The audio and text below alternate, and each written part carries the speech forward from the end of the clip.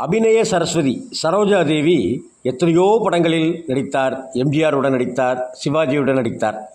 இதில் ஒரு விசேஷம் என்னன்னாக்க, எம்ஜிஆருடன் நடித்தபோது சரோஜா தேவியின் அழகில் ரசிகர்கள் சொக்கி போனார்கள். அதே போல் சிவாஜி கணேசுடன் நடித்த அந்த சரோஜா தேவியின் நடிப்பில் ரசிகர்கள் சிலிர்த்து போனார்கள்.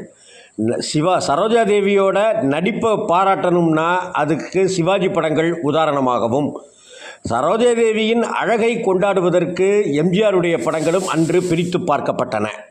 அந்த அளவுக்கு சரோஜா தேவி தன் முதிர்ச்சியான நடிப்பையும் அந்த அழகு ததும்புகின்ற அந்த முகத்தையும் கொண்டு நம்மை கவர்ந்து இழுத்து நம் மனதில் தனி இடம் பிடித்தார் சரோஜா தேவி.